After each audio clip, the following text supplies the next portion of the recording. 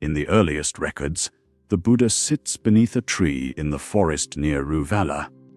He has been wandering for years, practicing with teachers, pushing his body to extremes. Now he sits quietly, watching his breath rise and fall. Around him, the forest hums with life. Birds call, leaves shift in the wind.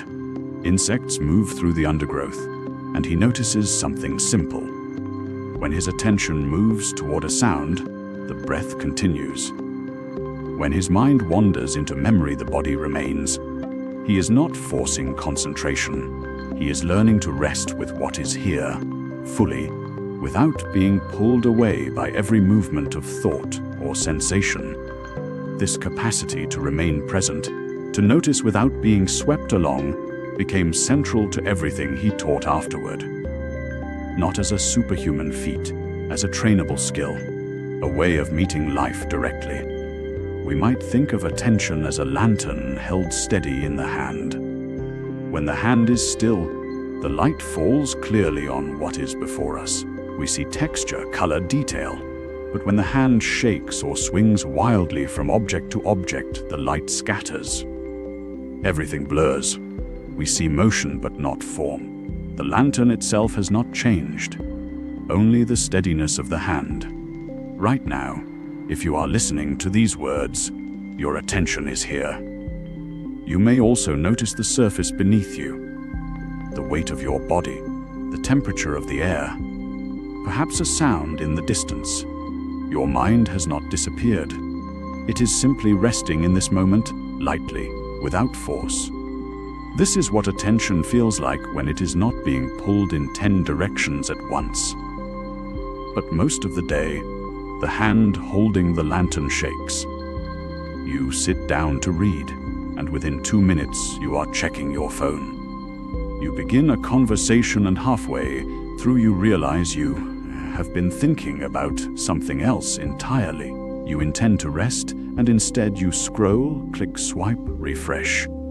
The mind does not land, it skims. And beneath the motion, there is a low hum of restlessness, a sense that something is incomplete, that you are missing something just out of view. This is not a moral failure, it is a condition. The mind has been trained, gradually and without your full consent, to move quickly, to seek novelty, to treat each moment as a launching point toward the next. The digital world is designed for this. It rewards the quick glance, the partial reading, the constant refresh. It has learned what captures the eye, and it offers that capture again and again in an endless sequence. The lantern swings, the light never settles. The Buddha did not speak of phones or screens, but he spoke often of the untrained mind. He compared it to a wild horse that bolts at every sound, to a monkey swinging from branch to branch, never resting. He did not say this to shame anyone. He said it because he had watched his own mind do exactly this. And he discovered that the mind could be trained differently. Not through force, through patient, repeated return. You have likely felt the cost of constant distraction, the fatigue that comes not from effort, but from fragmentation. The sense that you have been busy all day, but cannot say what you have actually done. The difficulty of staying with a difficult emotion or a complex thought, because the habit is to move away, to find something easier, something brighter. The lantern swings and you lose track of where you are standing. Sustained attention is not about gripping tightly. It is about learning to notice when the hand begins to shake and gently steadying it again and again, not once and finished, again and again. This is the practice. When you sit quietly and bring your attention to your breath, you are not trying to stop thoughts. You are learning to notice when attention has wandered and to bring it back without judgment. The wandering is not the problem. The wandering is the norm. The practice is the return. Each time you notice you have drifted and you come back, you are training the hand to hold the lantern steady. Each time you choose to stay with one thing, even for a few breaths, even when the impulse is to move, you are building a capacity that extends far beyond the cushion. This capacity changes how you meet everything. A conversation becomes a place you can actually inhabit. A task becomes something you can complete without the background static of elsewhere. A moment of pain or uncertainty becomes something you can stay with long enough to understand. The lantern steadies. The light falls clearly. We will look closely at what pulls attention away and what makes it possible to return, not as an ideal, as a living practice available in each breath. There is a particular moment in the day when you might notice something. Your hand moves toward your pocket or your desk. The phone is not ringing. No one has called your name, and yet your hand knows the way. It has traveled this path so many times that it moves almost before you are aware it is moving at all. This is not weakness. This is not a personal failing. This is what happens to a mind that has not learned to rest. The Buddha spoke of the untrained mind as a monkey in the forest, leaping from branch to branch. The image is not meant as criticism. It is simply an observation. A monkey in a forest does what monkeys do. It does not sit still. It responds to every rustle, every movement in the canopy above. Each branch calls to it, and the monkey answers. This is the nature of a mind that has not been given a place to land. In your world now, the branches are endless. They arrive as small lights on screens.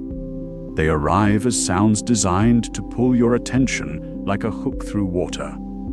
They arrive as the simple possibility that something new has appeared since you looked 5 minutes ago. Your mind, untrained and honest, does exactly what the monkey does. It leaps, it reaches, it moves toward the light. Think of a candle flame in a drafty room. The flame does not choose to bend toward each passing breeze. It simply responds to the movement of air. It has no other option. The flame bends, straightens, bends again. It flickers and wavers. It never settles into stillness, because stillness is not possible when every breath of wind moves through the space. The candle cannot say no to the draft. It can only follow. This is closer to what happens with your attention now. You are not broken. You are responding to an environment that has been deliberately designed to move you. Notifications, alerts, the simple red dot that signals something new. These are drafts of air, and your mind is the flame. The design works because it works with the nature of attention itself. Attention naturally moves toward the novel. The mind naturally follows change. These are not flaws. They are features that once kept you alive. But now those features are being used against rest. The question is not how to stop being a monkey or how to keep the candle from bending. The question is something quieter. Can you notice the moment before you leap? Can you sense the reaching before your hand moves? There is a physical sensation that arrives before the hand reaches for the phone. It is not dramatic. It is not a crisis. It is smaller than that. It might feel like a slight restlessness in your chest or a tightening around your eyes. It might be a small pull of energy toward a particular direction. It might feel like boredom beginning to form, and alongside it, a faint sense that checking something might relieve it. Some people feel it as a kind of itch, others as a small hollow that wants to be filled. This sensation arrives first. The reaching of the hand comes after. Most of the time, you do not notice this gap. The sensation and the action run together so smoothly that they feel like one thing. You feel the pull and your hand is already moving. The mind has already leaped. The flame has already bent. By the time you become aware of what is happening, it is already happening. But the gap is there. It is always there. When you sit quietly, even for a few minutes, you begin to notice smaller and smaller things. You notice the breath shifting. You notice a thought forming before it fully arrives. You notice sensations in the body that usually pass undetected. Your awareness becomes like a still pond. Ripples that would be invisible in churning water become visible in stillness. The same is true for this pull toward the phone. In a busy day, it passes unnoticed. But if you practice noticing, if you create small moments of stillness, the sensation becomes visible. You can feel it arriving. You can sense the moment before the hand moves. And in that moment, not after, but in that actual moment, there is a choice available to you. This is not about willpower. It is not about resisting or fighting the urge. It is simply about seeing it clearly before it becomes action. A candle flame in a still room is still a candle flame. It will still respond to a breeze. But if you know the breeze is coming, if you can feel it beginning to move, you might choose to move the candle to a more sheltered place. The flame does not fight the air. The candle simply finds a better location. The practice is this for the next few days. Simply notice. When you feel the pull toward your phone, pause for just a moment. Do not reach yet. Do not stop yourself either. Simply notice what you feel in your body right before your hand moves. Where is the sensation? Is it in your chest, your hands, your throat? Is it restlessness or boredom or something else entirely? What does it feel like, exactly, to feel this pull? You are not trying to change anything yet. You are not trying to stop the reaching. You are simply learning to see the moment before the action. You are learning to feel the draft before the flame bends. This noticing, this simple awareness, is where everything begins. There is a particular kind of fragmentation that happens quietly, almost without notice. It is not the fragmentation of crisis or pain. It is the fragmentation of constant small interruptions, each one seeming harmless on its own. A notification arrives. You reach for the phone. The thought you were holding dissolves. A moment later, you set it down and try to return to what you were doing, but the thread is gone. The continuity is broken. And then it happens again. This pattern has become so ordinary that many of us do not recognize it as a problem at all. We call it staying connected. We call it being responsive. But something real is being lost in the process. Something that is not about productivity or discipline, but about the basic texture of awareness itself. When the mind is interrupted repeatedly, it never settles into continuity. There is no long enough stretch of unbroken attention for anything to deepen. You might sit with a book, or a conversation, or a task, but underneath, there is a subtle readiness to be pulled away. The attention is not fully present because part of it is always listening for the next pull. This is not a moral failing. It is simply what happens when the conditions for sustained attention are not there. The Theravada tradition speaks of concentration as something that is built gradually, like drops of water filling a vessel. One drop does not fill the vessel. 10 drops do not fill it. But the drops continue, and eventually the vessel is full. This image is not about forcing yourself to sit longer or trying harder. It is about understanding that continuity itself has a quality that develops only over time. You cannot rush it. You cannot manufacture it through effort alone. You can only create the conditions for it, and then let it accumulate.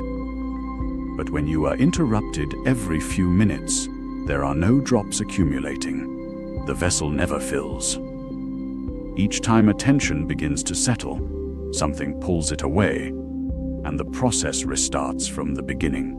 The mind becomes like a river that has been dammed and redirected so many times that it has lost all sense of where it was originally flowing. Each dam is small. Each redirection seems reasonable in the moment. But the river no longer remembers the sea. It no longer has a continuous course. It is fragmented into pools and channels, each one going nowhere in particular. This is not a problem that can be solved by willpower alone. You cannot simply decide to stop reaching for your phone, because the reaching has become automatic. The interruptions have trained your nervous system to expect them. Your attention has learned to be restless. What is needed is not more discipline, but a different kind of practice. Something that interrupts the interruption itself. The practice is simple. Before you open any app or browser tab, before you reach for the phone or the device, you pause. And in that pause, you take 3 full breaths. Not hurried breaths. Not breaths that are trying to accomplish something. Just 3 breaths where you feel the air moving in and out of your body. You notice the slight pause at the top of the inhale. You notice the slight pause at the bottom of the exhale. You let the breath be what it is. 3 breaths is not a long time. It is perhaps 10 or 15 seconds. But in those seconds, something shifts. The automatic reaching loses its momentum. The habit has a moment to be seen before it completes itself. And in that moment, you have a choice that was not available before. You might still open the app. You might still reach for the device. But now it is a choice, not an automaticity. And choices can change. What is remarkable is that this pause does not feel like a burden once you begin to practice it. At first, it might feel like an interruption to your interruptions. But gradually, something becomes apparent. The 3 breaths are not a delay. They are the first moment of actual continuity in a long time. They are the first moment where your attention is not being pulled in a direction determined by someone else's design. They are the first moment where you are actually here in your own experience. As you continue with this practice, the pauses begin to accumulate, not all at once, not in every moment, but more and more frequently, you find yourself naturally pausing before reaching. The pause becomes easier. It becomes more natural. It begins to feel like the most obvious thing to do, rather than something you have to remember to do. The automatic reaching still arises. The impulse to check is still there, but there is now a space between the impulse and the action, and in that space, awareness can live. The river, over time, begins to remember its course. Not because you have forced it back into its channel, but because the dams are being removed one by one. The water begins to flow more continuously. The fragmentation does not disappear all at once, but the direction becomes clearer. The continuity deepens, like drops of water, one after another, filling a vessel that was empty before. There is a particular moment that happens many times a day. You are sitting. Your mind is still for perhaps 3 seconds. Then something small arrives. A restlessness in your leg, a slight tension in your chest, a vague sense that you should be doing something. And in that instant, almost before you notice it has happened, your hand moves toward your phone, or your eyes drift to the screen nearby, or you stand up to find something to occupy yourself with. This is not laziness. It is not weakness. It is something much more ordinary and much more worth understanding. What you have just done is turned away from discomfort. Not pain necessarily. Just the texture of being alive without stimulus. The moment anything that is not immediately pleasant arrives, even something as subtle as the absence of engagement, you have reached for something external to cover it. The phone is simply the most convenient tool we have invented for this ancient habit. Before phones, there were newspapers, conversations, tasks, thoughts we could chase. The mechanism is always the same. Discomfort arrives, aversion arises, and we move. This happens so quickly that most people never see it. They only notice that they have picked up the device. They do not notice the gap where the choice might have lived. When you sit without anything to reach for, no phone, no book, no task, something becomes visible that is usually hidden. You meet the actual texture of what you are avoiding. And it is not what you think. There is a quality in music that illustrates this. Between two notes, there is silence, not emptiness, not nothing. The silence holds the shape of what came before and creates the space for what comes next. Without that silence, without the space where nothing is sounding, the notes would blur together. They would lose their individual quality. The silence is not the absence of music. It is the frame that lets music be music. When you sit without distraction, you begin to notice that the silence between your thoughts, between your impulses, between one moment and the next, has a similar function. It is not empty.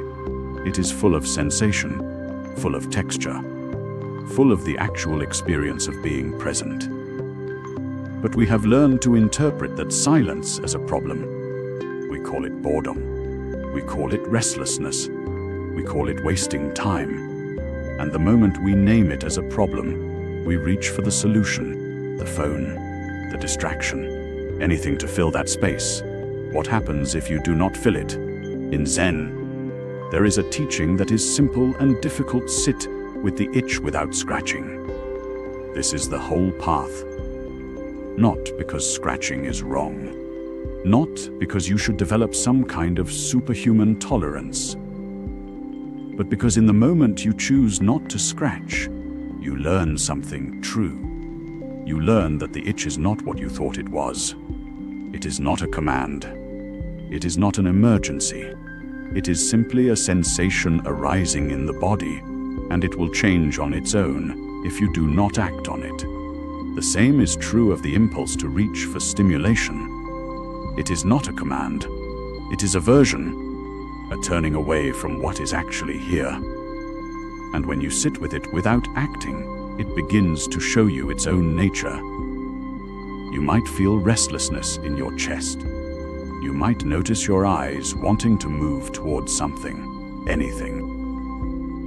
You might hear thoughts that say you should be productive, that you are wasting time, that there is something more important you could be doing. These are not problems to solve. They are the texture of aversion itself. They are what you have been running from. And here is what is strange when you stop running, when you sit in the silence between the notes. The aversion does not grow stronger, it changes. It becomes smaller, or it becomes less solid, or it simply becomes something you are observing rather than something you are fleeing from. This is not a technique for self-improvement. It is not about building willpower or discipline. It is about seeing directly what is actually happening when you reach for your phone, and what is actually happening when you do not. To begin to see this for yourself, you might sit for 5 minutes without any device. Not as a test, not as a challenge, simply as an experiment in attention. Sit somewhere you normally sit. Let your eyes be soft. Notice what arises in your body when nothing is being fed to your mind. Notice the impulses. Notice the small discomforts. Notice the thoughts. Do not try to change them. Do not try to be peaceful. Just sit with what is actually here. The first time you do this, you may notice how quickly the impulse to distract yourself arrives. You may be surprised by how strong it is. You may also notice something else, that the impulse has a shape. It has a location in your body. It has a texture. It is not abstract. It is not overwhelming. It is simply what is present. In that noticing, something begins to shift. Not because you have done anything right, but because you have finally looked directly at what you have been avoiding.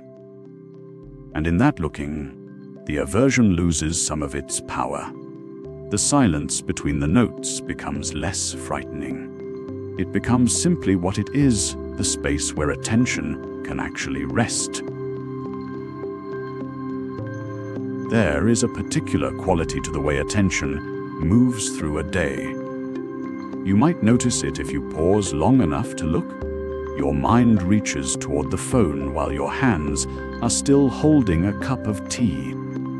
You begin reading an email while your eyes are still on the previous one. You think about tomorrow's meeting while someone is speaking to you now.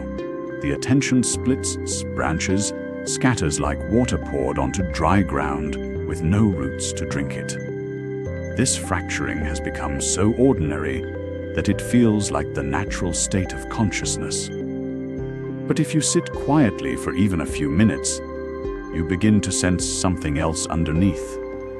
There is a depth available when attention is not divided, a richness, a kind of ease that comes not from relaxation, but from being wholly present with a single thing. The old teaching says, when walking, just walk. When eating, just eat. This is not a command to be rigid or perfect. It is an observation about what becomes possible when you stop scattering yourself. The bodhisattva in daily life is not someone who has transcended the ordinary world. They are someone who has learned to meet each moment completely, without the constant pull toward what is next. Think of a gardener with many plants to tend. One approach is to move quickly from pot to pot, sprinkling water everywhere at once. The water spreads thin. Most of it misses the roots, nothing grows well. But a gardener who chooses one plant and tends it fully, watering the soil, checking the leaves, noticing what that plant needs, will see something different. The plant drinks deeply. The gardener's attention becomes part of the care. There is a conversation happening, not a transaction. Your mind works the same way. When you split your attention across many things, each thing receives only a fragment of you. The email gets a fraction of your focus. The conversation gets another fraction. The work task gets what is left. Nothing gets the whole of your presence, and so nothing gets the depth of your intelligence. You move through the day scattered, and then wonder why nothing feels quite real, why nothing satisfies. This is not a moral failure. It is not laziness or weakness. It is simply what happens when attention is trained to jump. The devices and systems around you have been designed to make attention jump. A notification arrives. Your mind reaches toward it. Another notification. Another reach. Over time, this becomes the shape of your consciousness. You are no longer choosing where your attention goes. You are being chosen for. But something shifts when you notice this directly. Not when you think about it or feel guilty about it, but when you actually observe it happening. You are drinking coffee, and you feel the pull toward the screen. You notice the pull.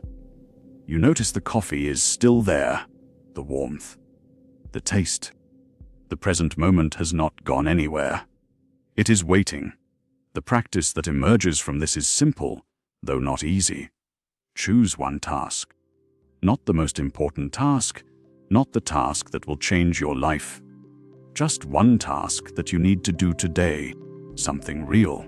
Something that requires your hands or your mind or both. And then close everything else. Close the other browser windows. Close the email.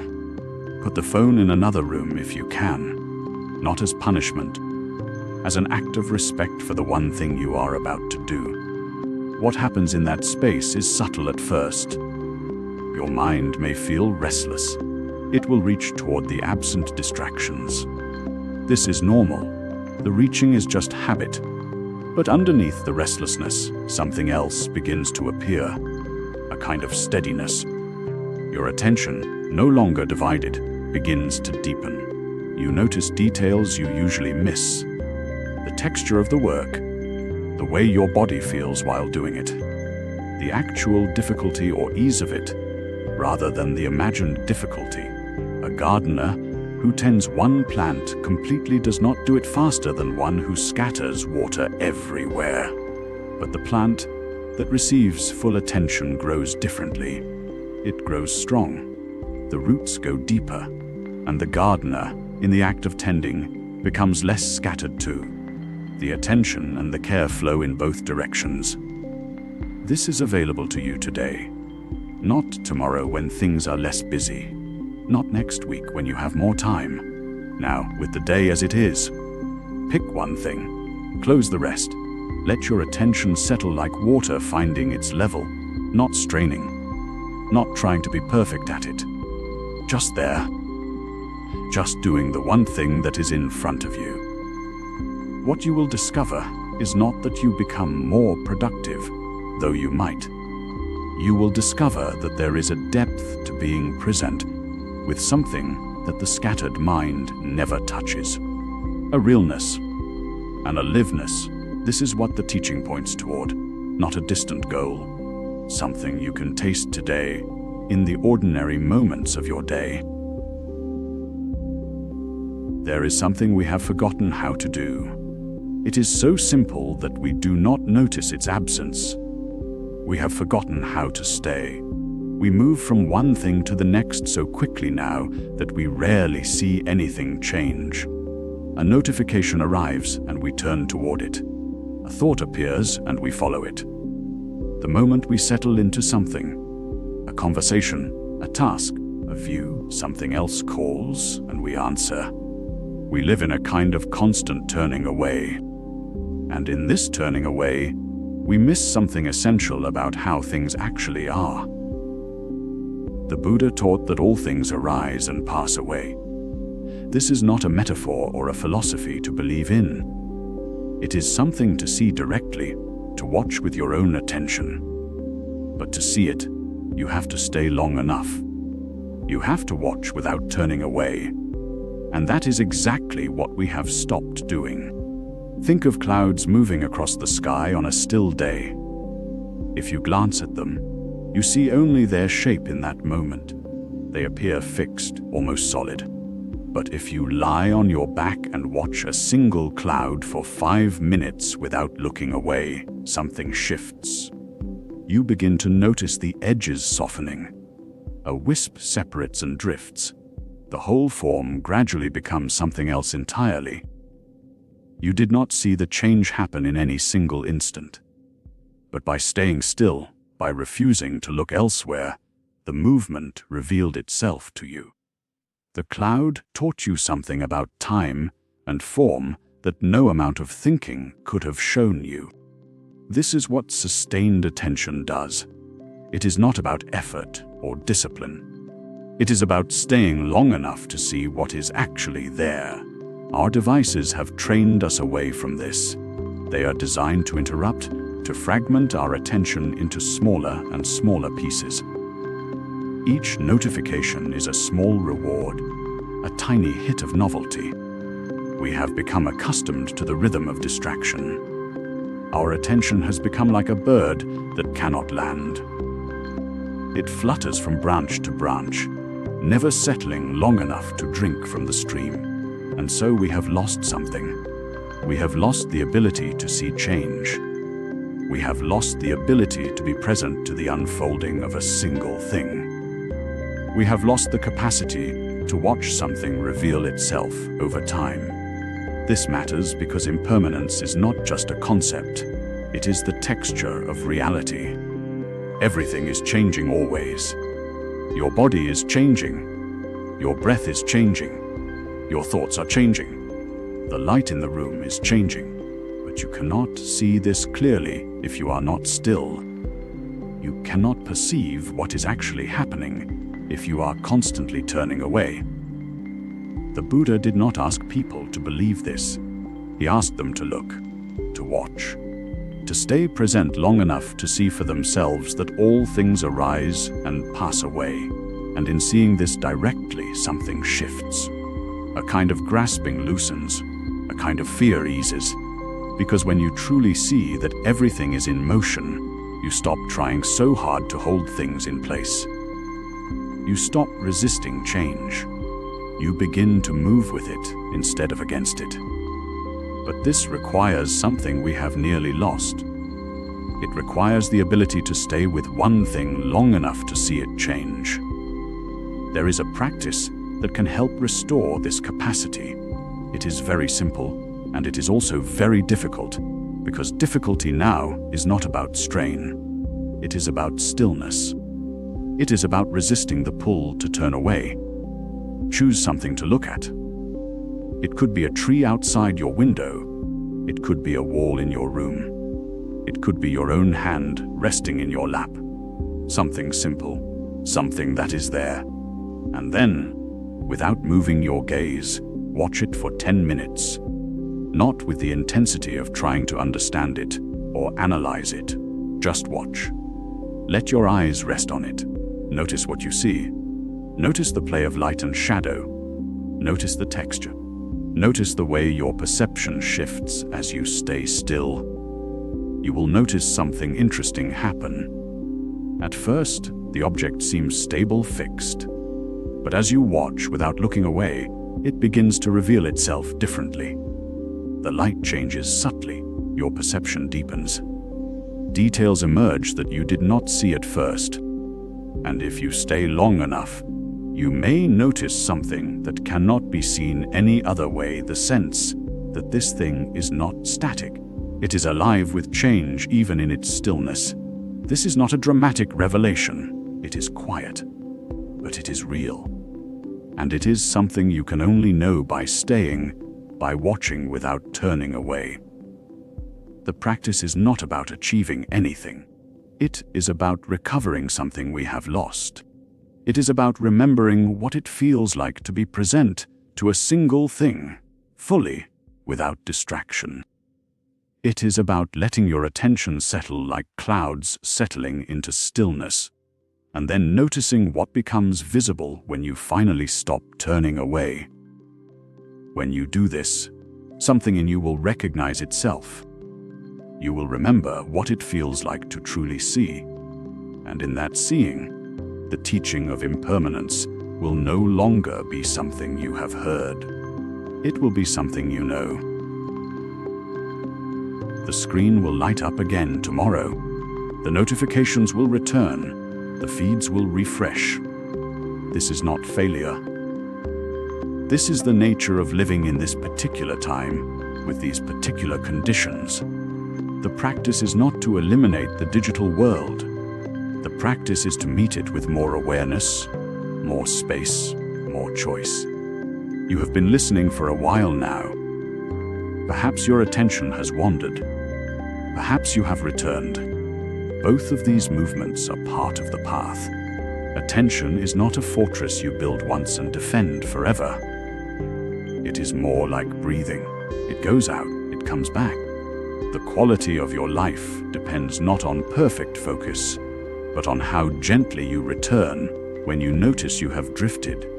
There will be days when the phone feels like a refuge, when the scroll feels easier than stillness, when the noise feels safer than silence. These days are not mistakes. They are information. They show you where the heart is seeking comfort, where the mind is avoiding something tender. You do not have to fix this immediately. You can simply see it. The seeing itself is a form of freedom. What you have been practicing is not control. It is recognition. You have been learning to notice the moment before the hand reaches for the device. The small gap between impulse and action. That gap is not empty. It is full of possibility. In that space you can choose. Not always, not perfectly, but sometimes. And sometimes is enough to begin. The Buddha spoke of patience. He spoke of returning to the breath 10,000 times if necessary. He did not speak of getting it right. He spoke of continuing. The digital world moves fast, but your practice can move slowly. One breath, one moment of noticing, one choice to look up instead of down. These small acts accumulate in ways you cannot measure immediately. You may find that your relationship with distraction changes quietly over time, not through force, but through familiarity with your own patterns. You begin to recognize the feeling of restlessness before it becomes a scroll. You begin to notice the hollow quality of certain kinds of stimulation. You begin to feel the difference between genuine rest and numbing. These recognitions are not judgments. They are simply the fruit of sustained attention. Impermanence touches everything, including your practice. There will be weeks when you feel clear and present. There will be weeks when you feel scattered and lost. Both will pass. The practice is not to cling to the good weeks or resist the difficult ones. The practice is to keep showing up, to keep returning to the body, to the breath, to the simple question, what is happening right now? This is tender work. You are undoing patterns that have been carved deep by repetition and by design. You are swimming against a current that is strong and constant. It is enough to swim a little. It is enough to rest when you need to. It is enough to notice when you are being pulled and to choose when you can, to move towards stillness instead. The path does not end. It continues. Tomorrow you will wake and the conditions will be similar. The phone will be nearby. The pull will be familiar. And you will have another opportunity to practice. Not to be perfect, but to be awake.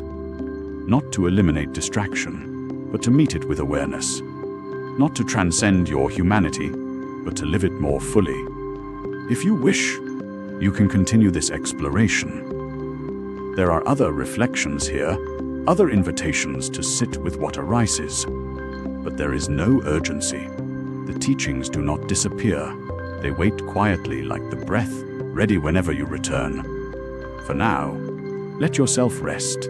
Let the words settle. Let the silence hold you. You have been paying attention, and that is no small thing. The practice continues, not because you must, but because you can. Because awareness is always available. Because each moment offers a fresh beginning. The screen will light up again, and you will meet it. Not perfectly, but with more presence than before. That is enough. That has always been enough.